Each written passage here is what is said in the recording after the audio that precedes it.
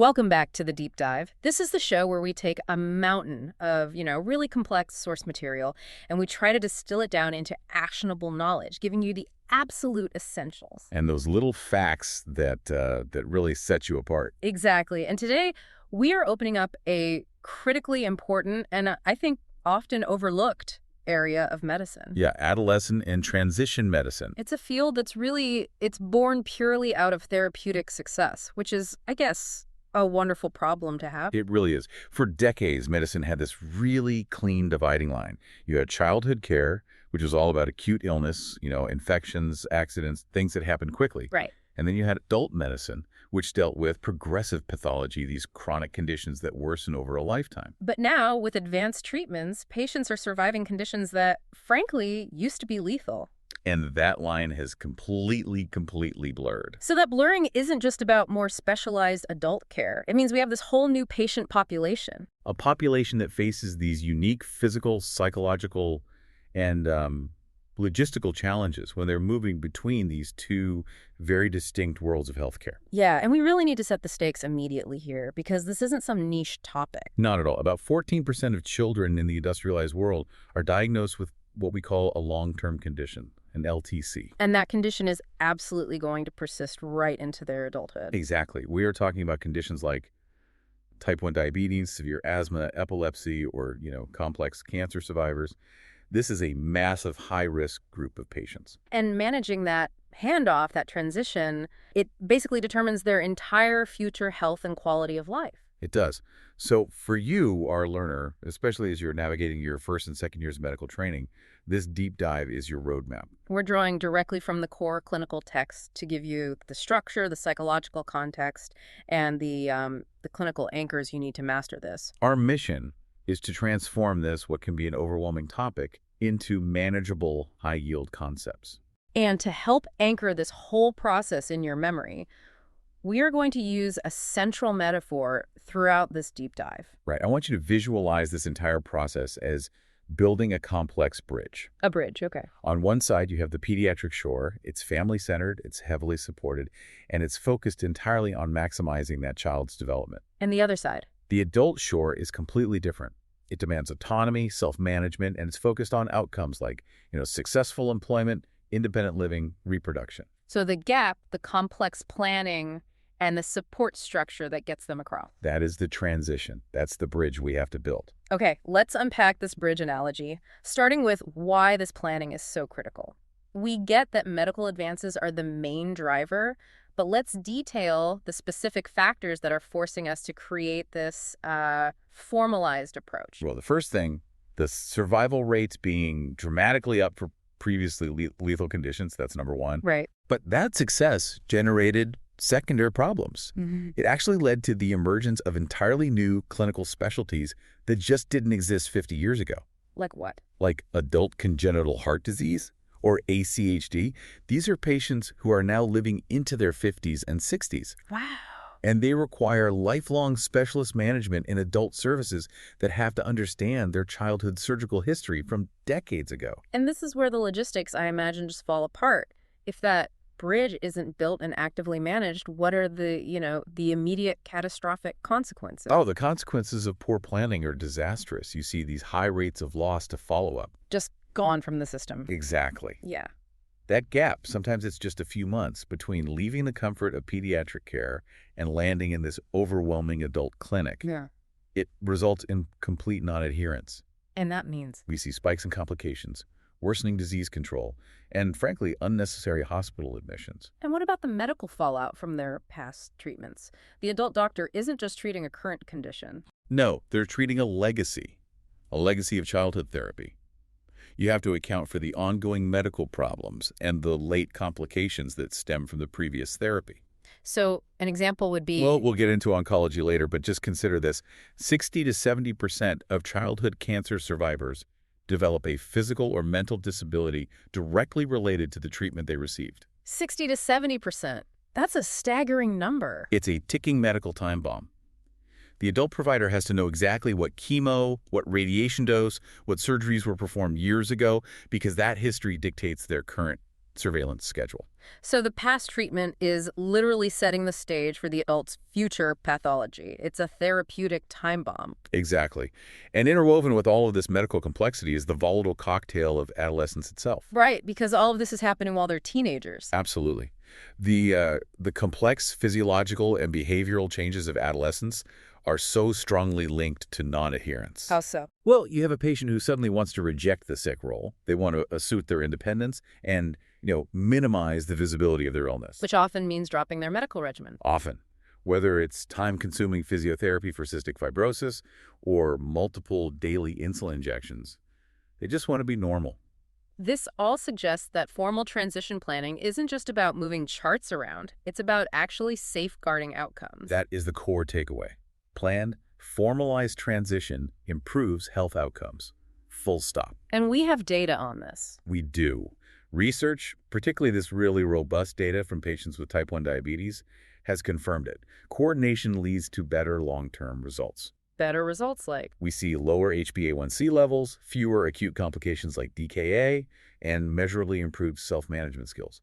And these general principles apply universally to pretty much all long-term conditions. So this is evidence-based medicine. It's not just good customer service. It's essential clinical practice. This brings us to the philosophical core of it all, really. The shift from parental dependency to patient autonomy. Yeah. And when we talk about transition, we're not talking about a single shift. It's this multifaceted life change happening all at once. It truly is. It's the whole person crossing the bridge, not just their medical file. We actually identify 4 simultaneous major transitions happening in their life. Okay, let's break them down. First, the medical transition. This is the move from parent responsibility, where the parent coordinates everything, manages meds, speaks to the doctor, to patient responsibility.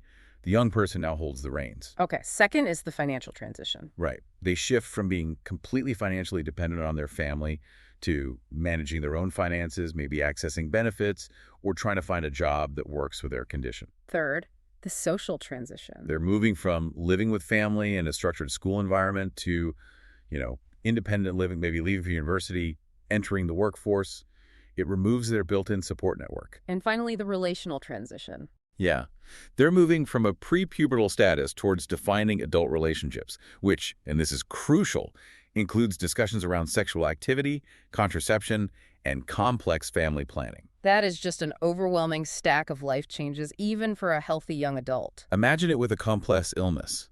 And for them, the role of the parent has to drastically change. How so? Well, this is where the pediatric team needs to start shifting the dynamic years in advance.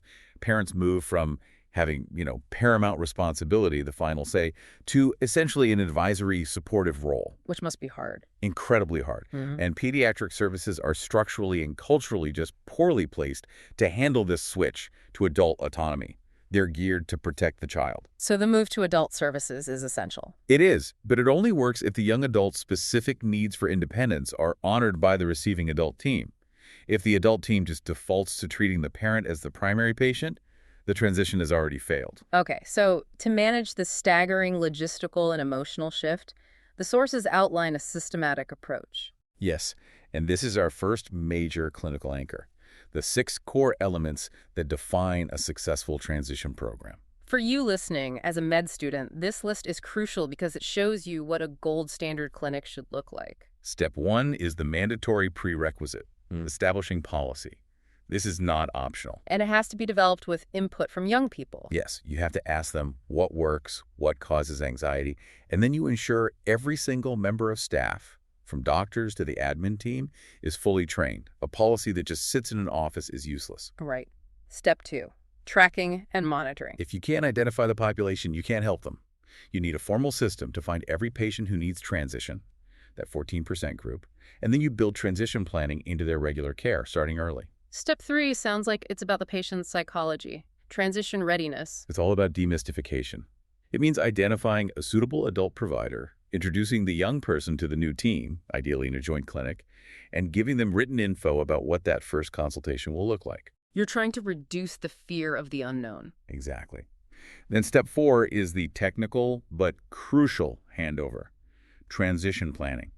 This is the written communication between the teams. And it has to be comprehensive. Completely. Original diagnosis, current treatment, past surgeries, key issues, especially those late effects we mentioned. This document is the core of the medical bridge. Step 5 is the moment of execution. Transfer to adult services. Right. You arrange that crucial first consultation, which should be scheduled to be way longer than a standard follow-up.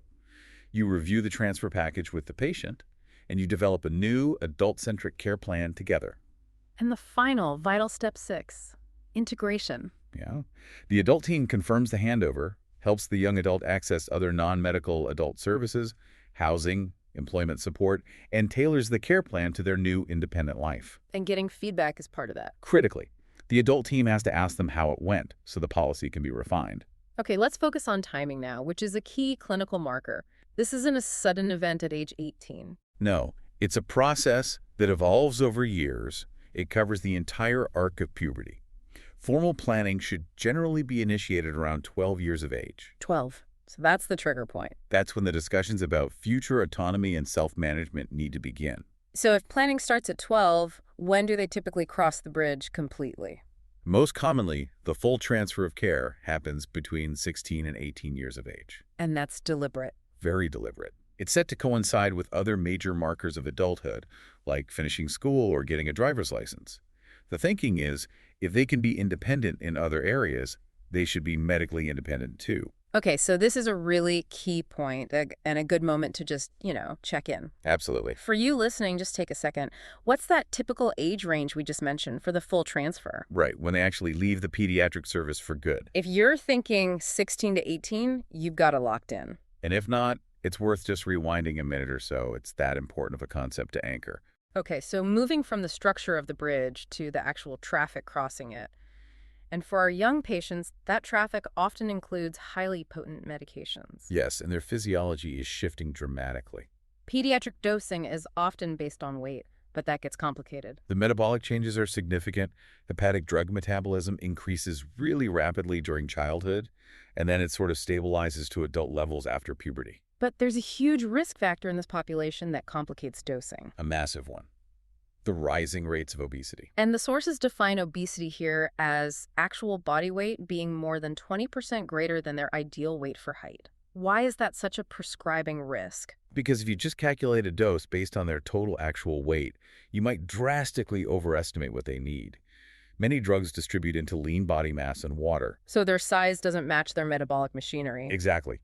Dosing based on actual weight for, say, some antibiotics or anti-epileptics can lead to toxic, unnecessarily high plasma concentrations. So we need an unambiguous anchor for prescribing in the obese adolescent. The anchor is essential for safety. When you're dosing obese young people, you must use their ideal body weight for height, not their actual body weight, to calculate the dosage. And you find that ideal weight from centile charts. You do. But there's also a crucial safety ceiling, regardless of what that calculation says. What's the absolute non-negotiable rule? The crucial rule is never exceed the recommended standard adult dose, no matter what. That standard adult dose is your safety ceiling. It's a primary patient safety measure in this population. With that safety framework established, let's drill down into the biology. It's impossible to manage these patients without deeply understanding the massive hormonal, physical, and cognitive shifts of adolescence. This is the engine powering all the changes we see. And it all starts with the hormones. Puberty is initiated centrally.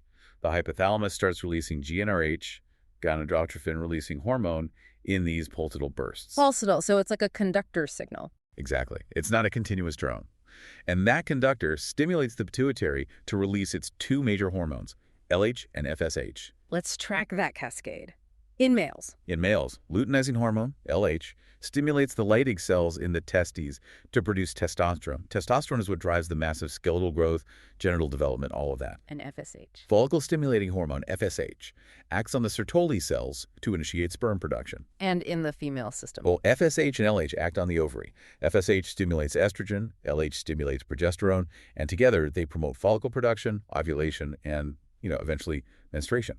And beyond the sex hormones, the growth phase itself is driven by broader changes. That's right. You see a big rise in adrenal androgens and this critical surge in growth hormone, or GH.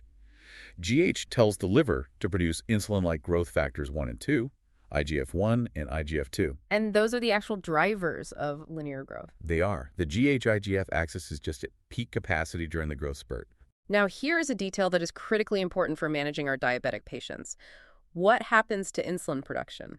This is a high-yield clinical fact. Yeah. Insulin production rises by about 30% during puberty Why is that? because the body is experiencing this massive physiological insulin resistance, which is driven by the surges in GH and sex steroids. So for a patient with type 1 diabetes, It means their insulin requirements often increase dramatically. It makes achieving good glycemic control notoriously difficult and really contributes to non-adherence. okay, we established that the average timing for puberty is around 11 for girls, 12 for boys, but we need a standardized measure for this, Clinically, we rely on the anchor, Tanner staging, or the sexual maturity rating. which gives us a universal system. Yes, a 5-stage system from stage I, pre-adolescent, to stage V, mature adult based on measurable physical characteristics, breast development and pubic hair in girls, and genital size and pubic hair in boys. And why is staging so vital? Because development determines whether you use pediatric or adult biochemical reference ranges, and it strongly correlates with their expected growth trajectory. Let's review the typical progression patterns. For girls, For girls, the growth spurt usually comes first, then breast and pubic hair development, and finally, menstruation begins after they've hit their peak growth velocity. and for boys, The first physical sign is always testicular enlargement. That's followed by the growth spurt and development of pubic hair. Knowing these sequences helps you spot abnormalities early. when does a delay in puberty become clinically significant? It's defined statistically when the onset is more than 2.5 standard deviations above the average. Clinically in the UK, that's usually 13 years in girls and 14 years in boys. And any delay beyond that needs investigation. It has to trigger investigation. And for our patients with LTCs, chronic illness is a major confounding factor. Chronic illness, poor health, or critically long-term glucocorticoid therapy, these frequently cause a delayed onset of puberty. The whole system is suppressed by the chronic stress. If we suspect a pathological delay, what's the standard clinical tool we use to assess it? We use an X-ray of the left wrist to assess the bone age. The bone age. The epiphyses of the long bones, they fuse at predictable stages. So if the bone age is measured to be more than 2 years behind their chronological age, that indicates a significant delay in skeletal maturation, and you need a full workup. The physical changes are impossible to ignore, but the shift in their thinking is just as vital for us as physicians to understand. It's the movement from concrete thinking to abstract thought. Early teens are, well, they're dominated by being self-centered, intensely awkward, focused on the present moment, and driven by instant gratification. The I want it now mentality. Exactly. The journey of adolescence is about moving away from that, developing self-reliance, emotional stability, and finally gaining a concern for the long-term future. And the ultimate goal for the medical team is guiding them to develop the insight needed for the adult model of healthcare. That is the bridge's destination. If they can't think hypothetically, to understand that missing their transplant meds now leads to graft failure years down the line, they can't successfully engage with adult care. And while the mind is changing, so are the standard lab values. Yes, and if we miss these biochemical shifts, we risk launching expensive, unnecessary investigations into healthy teenagers. Let's focus on the most common one that confuses new doctors, alkaline phosphatase, or ALP. If a healthy 14-year-old comes in for a checkup, their ALP might look alarmingly high to a doctor used to adult ranges. And why is that? ALP is reliably elevated during adolescence. It's exclusively due to the bone isoenzyme produced by active osteoblasts during that intense growth spurt. So the clinical takeaway is, This elevation requires no further investigation provided, and this is the vital caveat, that all other liver function tests, especially GGT, are perfectly normal. A normal GGT rules out a liver source. so high ALP, normal GGT in a teen means they're growing, not diseased. What else shifts? IGF-1, as we said, is about 30% higher. Serum creatinine also increases steadily, paralleling the development of skeletal muscle. So the overriding principle here is that until puberty is definitively complete, You must use age-adjusted biochemical reference ranges. Otherwise, you are chasing ghosts in the lab. okay, let's make sure this is anchored. Checkpoint 2. For you listening, why is alkaline phosphatase, or ALP, typically elevated in a healthy 14-year-old, even with no signs of liver disease? The answer is bone growth. It's that bone isoenzyme released by active osteoblasts during the growth spurt. If you were struggling with that, just rewind to that summary now. It's a classic clinical differentiator. Okay, so we've established the structure of the bridge and the engine of change. Now let's look at that first interaction on the adult side. This first meeting in the adult clinic is the foundation for a potentially lifelong professional relationship. Absolutely. And its structure has to reflect that importance. The initial assessment should be way longer than a standard follow-up. And ideally, it's a joint appointment with the pediatrician. Ideally, yes. The old and new doctors in the room together in a specialized transition clinic. That face-to-face handover validates the importance of the patient and ensures critical information isn't missed. Beyond the written handover, the adult physician needs to gather specific information that's different from a typical adult workup. Yes. First, that detailed review of their clinical course and previous therapies is paramount. Why? Because many drugs used in childhood, like certain chemos or long-term steroids, have profound long-term implications, including potential teratogenic effects. Next, the family history needs to be exhaustive. You have to draw a proper family tree. It's essential for all LTCs because so many have genetic and familial factors. Knowing the history of kidney disease in an uncle helps you assess the young adult's risk profile. We also must document pubertal status and age of menarche. Why is that so crucial in this adult assessment? It does two things. It helps assess the severity of their chronic disease, since illness can delay puberty, and, more importantly, it informs the need for discussions around reproductive health and future family planning. And the social history becomes a crucial proxy measure of their functionality. It's the single best proxy measure of disease severity and their support mechanisms. You have to document it all. Are they in education or work? Are they getting benefits? Do they have financial concerns? It all gauges their capacity for independent living. And now for the crucial tip for establishing trust and getting a useful history in this first meeting. You must, and I can't stress this enough, you must ensure you examine the young person and take the history separately from the parents. Create dedicated private time? Yes. It's the only way to confidently and confidentially explore sensitive matters their parents might be entirely unaware of. Like undisclosed partners, sexual activity, drug use. Exactly. Illicit drug or alcohol use, emerging mental health challenges like depression or anxiety. If you don't ask privately, you simply will not get the truth, and you miss critical safety data. That need for privacy and respect directly impacts the biggest clinical challenge during transition: adherence. Yes, and as physicians, we need to be precise with our language here. We're moving away from the old paternalistic idea of compliance. Right, which is just passively following orders. To adherence, which acknowledges the patient's active choice. And ideally, we want to achieve concordance. Which is a shared decision-making ethos. The patient and the physician are partners. The moment the patient stops feeling like a partner, outcomes suffer immediately. And the adherence rates, unfortunately, just plummet during adolescence. Let's dig into the reasons why this happens. It's complex, but it's rooted in their neurodevelopmental state. Young teens lack deep hypothetical thinking. They primarily believe what they've directly experienced. So they can't internalize the invisible long-term consequences. Exactly. That, combined with that powerful youthful sense of invincibility, means low adherence leads directly to serious, life-threatening outcomes, like fatal graft rejection or status epilepticus. Okay, let's review the key factors affecting adherence. What are the identifiable negatives that increase the risk? Negative factors include older age and adolescence, which is a bit counterintuitive. As they pull further away from parental control. Right. Also, complex therapy regimens, severe side effects, underlying mental health issues, or just denying the illness entirely. And what are the positive factors we should try to foster? Positive factors are things like excellent family functioning, having a close group of friends who get it, and crucially, possessing a strong internal locus of control, a feeling that they have control over their own health destiny. Okay, we need to give our learners actionable tools. Let's introduce the anchor, the simple strategies to improve adherence. The S is for simplify regimen. This is just pragmatic medicine. Use once daily dosing whenever possible. Use pill boxes, phone alarms. Organize services around the patient's life, not the hospital's. I is for impart knowledge. This is true shared decision-making. Use simple, non-jargon language. Limit the focus to 3 or 4 major points, and always provide written information they can refer to later. M is for modify patient beliefs. This is about empowerment.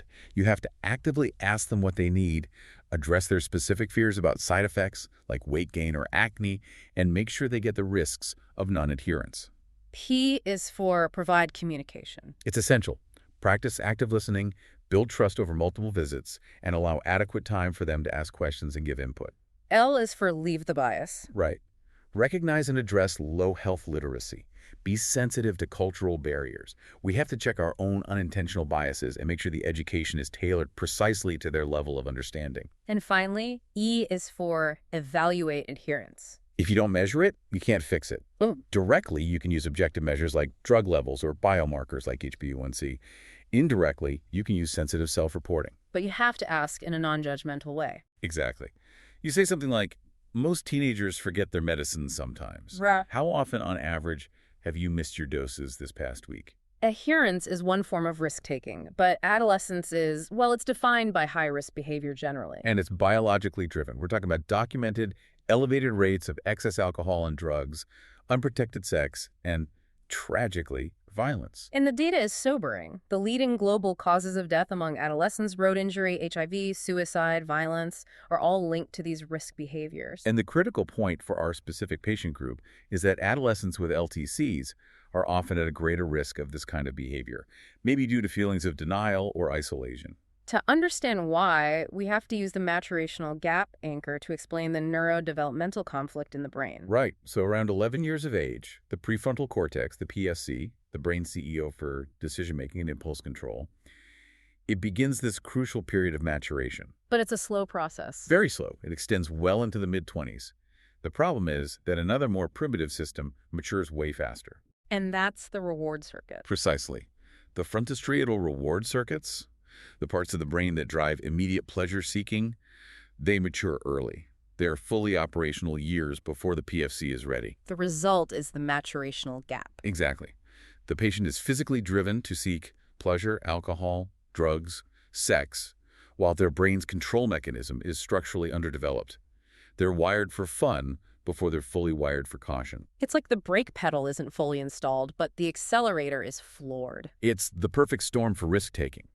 And it reinforces why protective factors like high self-esteem and an internal locus of control are so important. And finally, we have to address unplanned pregnancy. Rates remain high globally. And for young people with serious LTCs, there are profound additional medical factors.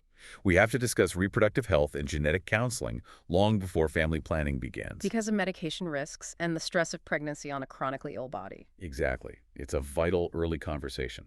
Okay, let's solidify this key clinical element with a question. Checkpoint 3. Name 3 components of high-risk behavior history taking that must be asked privately, away from the parents. The essential 3 are drugs, including cigarettes, alcohol, non-prescription stuff, sex concerns, contraception, STI risk, and suicide, depression, mood, self-harm, mental health screening. If you can't recall that list, just rewind to the clinical assessment section. Taking that history privately is what establishes trust. So we've laid the foundation. Now let's move across the bridge and look at the specific baggage carried by those who started with childhood conditions. This is where we anchor the key disease-specific risks the adult provider must be vigilant for. The deep dive gets practical. Starting with epilepsy. While many common childhood epilepsies remit, those who remain on treatment often have more complex refractory forms. And the core risks during transition are behavioral and logistical. High non-adherence to anti-epileptic drugs, or AEDs, is unfortunately standard. And it's directly linked to higher mortality rates and catastrophic ER visits for status epilepticus. We also need to consider the future vocational impact. Absolutely. Epilepsy creates immediate employment restrictions. Certain careers pilots, HGV drivers, some emergency services are often off limits. This has to be discussed honestly. Let's focus on the crucial anchor for female patients on AEDs covering pregnancy and contraception. This is high stakes. Anchor. Female patients with epilepsy. It's a two-part issue. First, drug interactions. Oral contraceptives are way less effective with enzyme-inducing AEDs like phenytoin. And second, teratogenicity. Many AEDs cause fetal harm. Sodium valproate is the primary culprit and should be aggressively avoided if pregnancy is possible. And for any female patient on AEDs, you need aggressive preconceptual counseling and mandatory high-dose preconceptual folic acid. Okay, next, Duchenne muscular dystrophy, or DMD. DMD is a severe X-linked condition with progressive muscle weakness. Patients face a decline in mobility, scoliosis, and eventually need ventilatory support for respiratory failure. And cardiac dysfunction from cardiomyopathy is universal. And the genetic ripple anchor here extends our responsibility beyond just the male patient. Yes, the genetic ripple means we counsel the whole family. Female carriers of the DMD gene are at risk of muscle fatigue and cardiomyopathy later in life. And if an affected man has children, While their fertility is reduced, they can have children with assistance. And the ripple effect is that all female infants born to an affected father will be carriers, perpetuating the condition. Genetic counseling is vital for everyone. treatment often relies on long-term glucocorticoids. Right, which improves strength, but the trade-off is significant. Severe osteoporosis and pathological fractures. The adult team needs a robust bone health surveillance program. And what's the status on the novel therapies we hear about? They are merging, but the clinical evidence of definitive benefit is still, a bit limited. Talk about drugs like Adolescent or exon-skipping drugs like eteplirsen and golodirsen. They offer hope for specific mutations, but they're still highly specialized. Moving to respiratory disease, specifically cystic fibrosis. CF is the quintessential transition success story. Median survival in the UK is now over 50 years, which means transition planning is absolutely mandatory. But the heavy burden of daily treatment makes non-concordance a huge obstacle. The regimen is overwhelming. Daily physio, multiple nebulizers, enzyme replacement, insulin for CF-related diabetes. Non-concordance is high and directly correlates with lower lung function and reduced survival. We must discuss the fertility anchor for CF patients, particularly males. The situation for males is definitive. 98% are infertile because they lack a vas deferens. But fatherhood is possible. It is, thanks to highly specialized assisted reproduction, specifically ICSI, using surgically extracted sperm. This has to be discussed early to normalize it and provide future options. Females with CF, if healthy, have normal fertility. Yes, but we have to issue a clear contraception alert. If they develop pulmonary hypertension, it's an absolute contraindication for the oral contraceptive pill due to blood clot risk. Also, frequent antibiotics can reduce OCP effectiveness. And the therapeutic landscape for CF has been revolutionized. Oh, completely. The introduction of these orally available small molecule modulator therapies, especially the triple combination elexacaftor, tezacaftor, ivacaftor, is a true game changer for patients with the F508 mutation. It's fundamentally altered the disease trajectory. Next up, oncology and late effects. Childhood cancer survival rates are a huge success, but the risk shifts from curing the cancer to managing the damage from the cure. This is a classic therapeutic time bomb. The problem shifts entirely. 60 to 70% of survivors develop at least one medical disability, usually from their intensive therapy, not the cancer. Let's break down the key risks anchor from their previous treatment. First and most critical is the risk of a second primary cancer. It's 3 to 6 times higher than the general population, an absolute risk of about 10% before age 50. Second, endocrine and reproductive disturbances are the most common late effects. Chemo and radiotherapy severely deplete ovarian reserve. High-dose alkylating agents like cyclophosphamide are big risk factors for premature ovarian failure. Meaning young women need to be counseled that their biological clock is likely accelerated. Exactly. They may need to plan for children much earlier. Fertility preservation has to be discussed. Third, cardiotoxicity. The anthracyclines, like doxorubicin, are indispensable in many protocols but are known cardiotoxins. They cause delayed cardiomyopathy, often years after therapy concluded. These patients need long-term cardiac surveillance. And finally, the long-term neurological and psychological fallout. Cognitive impairment is common, especially after brain chemo or cranial radiotherapy. We see lower IQs, memory issues, behavioral problems. This all requires active, long-term monitoring in specialist late effects clinics. Okay, renal disease and transplantation. CKD in childhood is complex, often congenital. We have to note the staging difference between pediatric and adult CKD. Right. The CKD staging anchor for kids over 2 relies purely on GFR. That's the key difference. Adult staging includes albumin excretion because it correlates strongly with outcome. We don't have that long-term data in pediatrics yet. Moving to transplantation, this is where the system is tested to its absolute limit because of non-adherence. Non-adherence to immunosuppression in this group is critical and devastating. It's a leading, often underestimated cause of late graft failure. When a teen skips their meds to feel normal, the whole transplant can fail. Let's provide the graph survival tip regarding the timing of the transplant. The timing relative to dialysis duration is highly predictive. The best 5-year graft survival, around 90%, is in patients who got a preemptive transplant or after very short-term dialysis. And the poorest survival. Is in adolescents transplanted after long-term dialysis over 2 years. Minimizing that dialysis time is a major goal. Long-term glucocorticoids post-transplant have severe side effects for a growing person. Even low doses inhibit linear growth and massively increase the risk of osteoporosis. And a crucial detail: males are more significantly affected by this growth retardation than females. And finally, the increased risk of malignancy post-transplant. Post-transplant lymphoproliferative disorders, or PTLDs, are highest in recipients under 20, about 4 times higher risk than adults. This is mainly due to primary EBV infection after starting immunosuppression. Okay, let's conclude with 3 major chronic conditions that are high volume, starting with diabetes. The statistics are frightening. 25% of adolescents neglect insulin, 81% ignore their diet, 29% falsify glucose diaries. This is why formal transition programs demonstrably improve outcomes. Next, inflammatory bowel disease, or IBD, especially Crohn's, which is rising. In kids and adolescents, the initial treatment is often exclusive enteral nutrition, or EEN. It's highly effective, achieving remission in about 80%, and it's superior to steroids for mucosal healing without the growth side effects. What are the specific risks and counseling points for IBD in adolescents? Body image issues are paramount, especially with colostomies or fistulae. Delayed puberty and short stature are common. And lifestyle advice has to focus on the fact that smoking dramatically increases the relapse rate and severity, non-negotiable. Finally, rheumatology, focusing on juvenile idiopathic arthritis, or JIA. Oligoroarticular JIA often remits, but systemic and polyarticular JIA are serious, requiring complex, long-term therapy well into adulthood. Counseling on contraception is mandatory, especially for those on methotrexate. And across all these conditions, IBD, JIA, transplantation, DMD, we have the persistent threat of glucocorticoid-induced osteoporosis. The teenage years are the absolute critical window for maximizing bone mineral deposition. We have to ensure adequate calcium and vitamin D.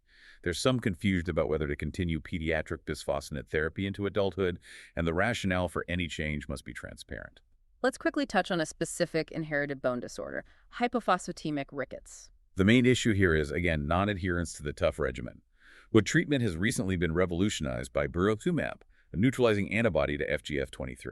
It's way more effective and offers a much easier regimen for the transitioning adult. This has been a necessary and, well, a very deep dive into bridging 2 different worlds of medicine. We've anchored the necessity of this by recognizing the unique neurodevelopmental state, that maturational gap, and the systematic process of transition itself, what we call the bridge. We've also locked down the key clinical concepts for you, using ideal body weight when prescribing, the physical progression defined by Tanner staging, and the critical necessity of fostering concordance using the simple strategies. And above all, the gravity of non-adherence, particularly in conditions like transplantation and diabetes, just cannot be overstated. This is a challenging patient group to manage. It requires clinical expertise, psychological insight, and high levels of organizational competence. But the literature is absolutely clear.